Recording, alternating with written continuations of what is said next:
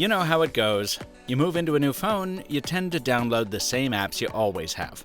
And judging from the comments, a lot of you folks seem interested in the apps I use.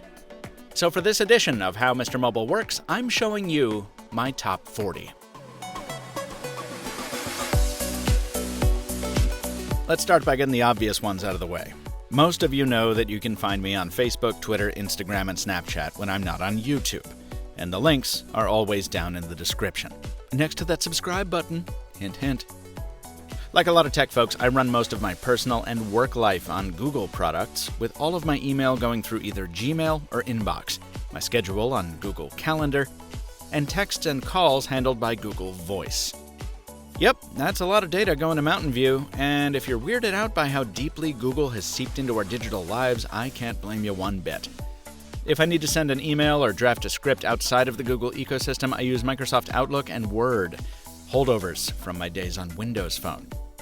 And even before those days, I got hooked on using EVERNOTE on my Palm Pre for all the little memos that I take throughout the day.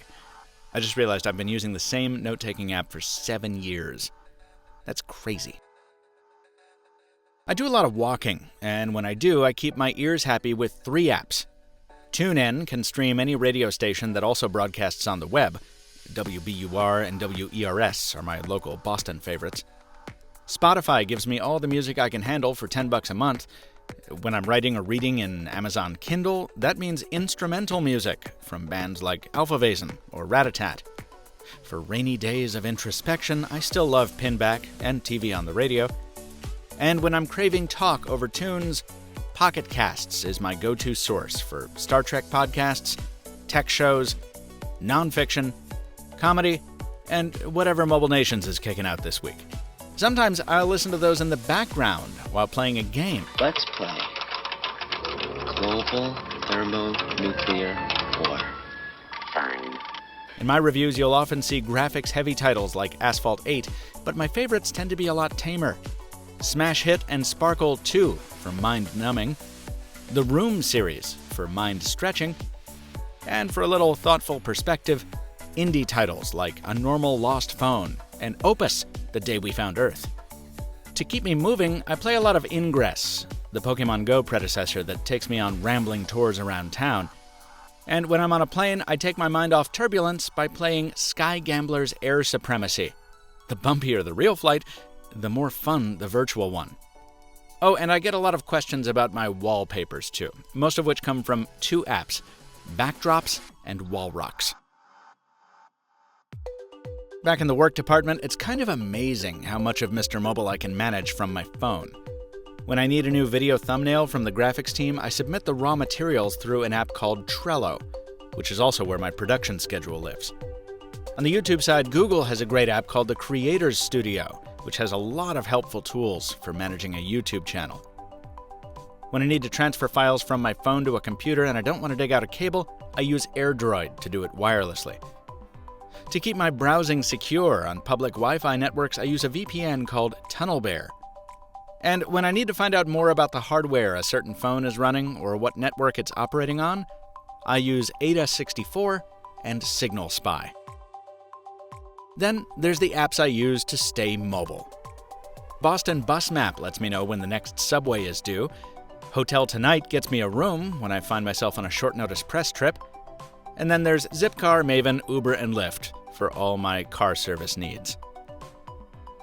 Lastly, when I want to change the look of everything about my phone, Nova is my launcher of choice.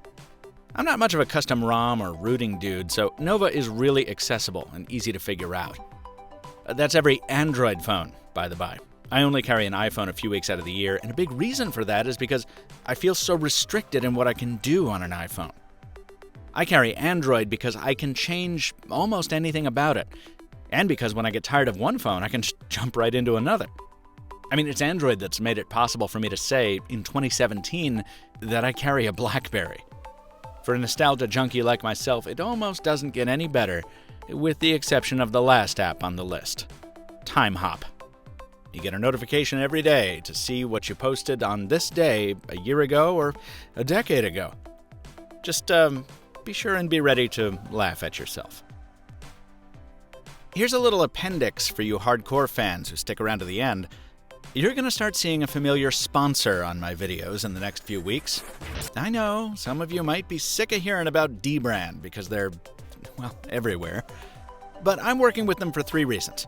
1, I've done it before, back at Pocket Now, and so we already have a good relationship. 2, they actually make a solid product that's relevant to many of you. And 3, frankly, making Mr. Mobile videos is not cheap. Check out the last How Mr. Mobile Works installment to see why that is. So let's make a deal.